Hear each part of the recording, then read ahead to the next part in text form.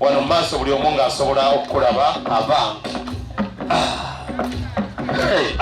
bw'anaaba amaliriza ow'ekitiibwa Pikke Sengendo naye tujja kufuna okwogera kwe. Olaba omusajja omuganda bwe yatambulanga edda akabaliga omuggo n'ensimbi eŋŋanda ono ayongeddeko n'essawula omulembe omutebi n'omusipi.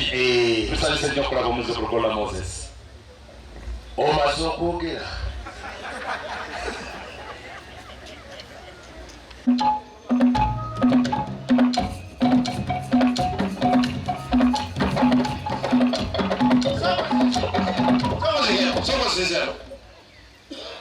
Namalera kone konde namalere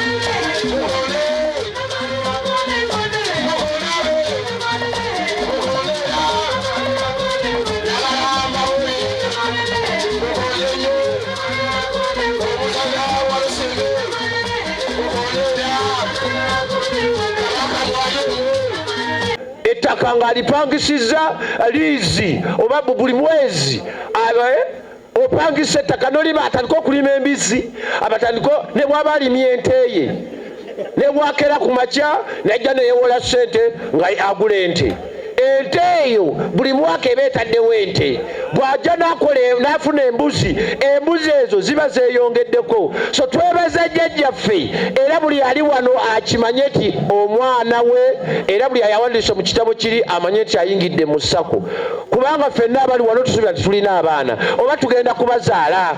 Kino jjajja kyataddewo kigenda kubeerawo centuries and centuries, era nga bwe tugambye nti ku mulembe gwe ebintu bingi nnyo byatatuusizaako ekika ky'effumba enkulaakulanya. Yazimba essomero ly'ebitone, abantu temunnasindikayo bavubuka.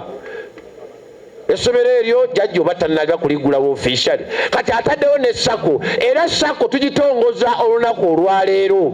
Tukubiriza bataata bamaama abavubuka bano mubaleete bayongere okuyingira mu SACCO. Bwe mala ayingira SACCO bagenda kwongera okumanya na bintu bingi nnyo eby'obujjajjaabwe, bagenda kwongera okumanya ennono. Ennono kintu kikulu nnyo, era buli muntu yenna agezaako okusaanyaawo ennono tajja kufuna mirembe, kubanga ennono kyekika. Singa tewali nnono, singa tetulina bwakabaka, singa tetulina nnono, singa tetulina jjajja. Ono ngeze ne mulaba ng'agamba gololaze oba kati ogwo omuggo gwakutte gwaki. Bw'obeera ng'oli musajja muganda akuze atuuka awo nga guno omuggo ogulaba bulabi bwotyo, kale zikusanze. Era essaawa yakati wandibadde oyambadde na kanzu, kubanga tuli ku mbuga. Bwe tubanga tuli ku mbuga enkulu, bwe nojja ngo toyambadde wavadde ku nnono, wandibadde oyambadde kanzu, wandibadde ogyemu olina mu bigere kati ng'omuguna kati ng'otambula.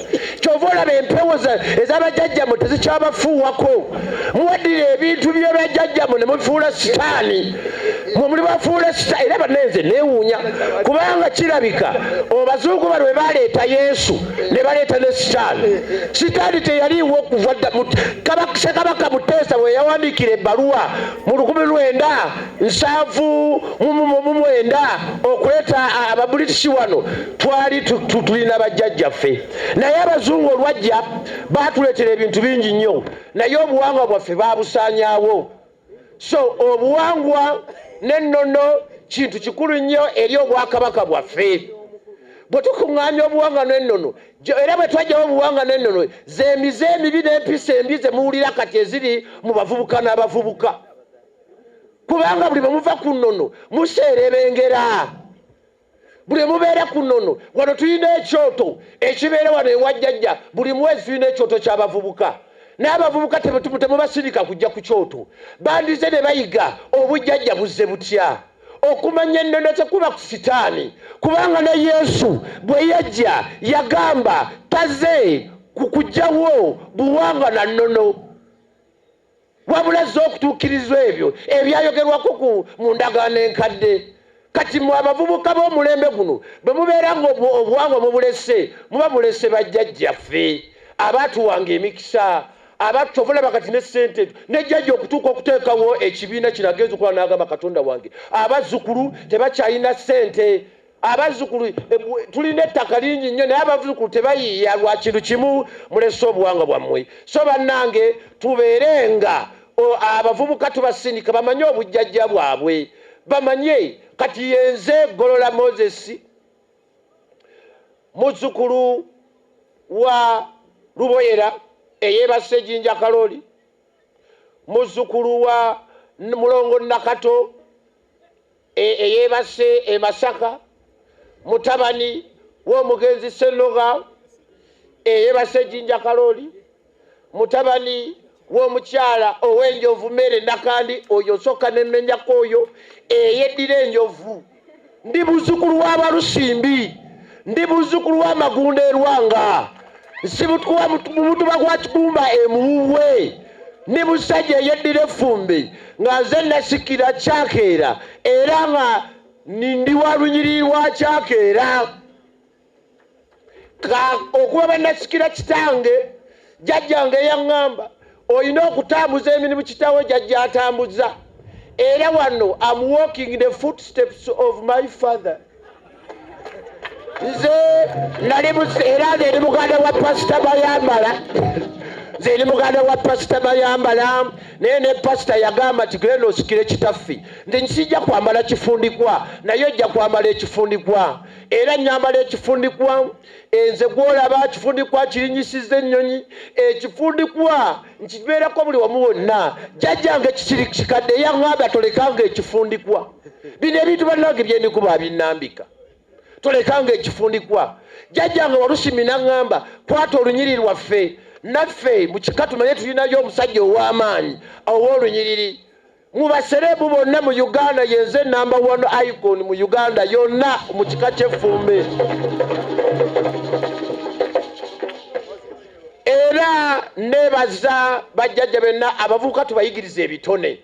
Ebitone bino twagala okulabanga nga bwe ndi champion ate icon mu Uganda yonna, kitegeeza nti mu ffumbe mulimu amafuta. Abaana akabayiga ebitone pamwe ngoma awo ngenda ate nsukongo kubire mwa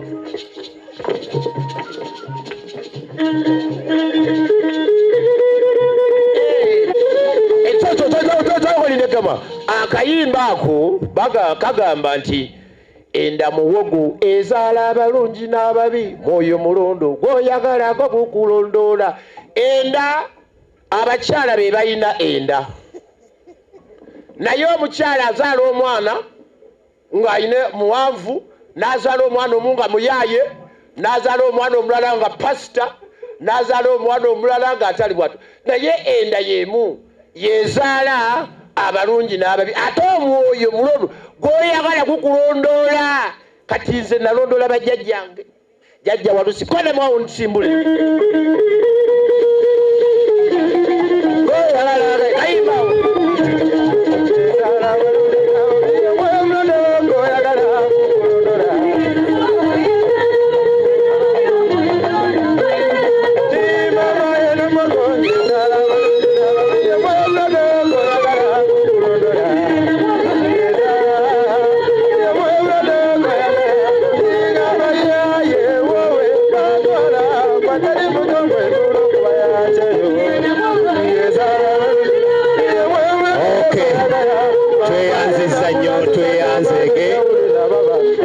mwebale nnyo, mwebalire ddala.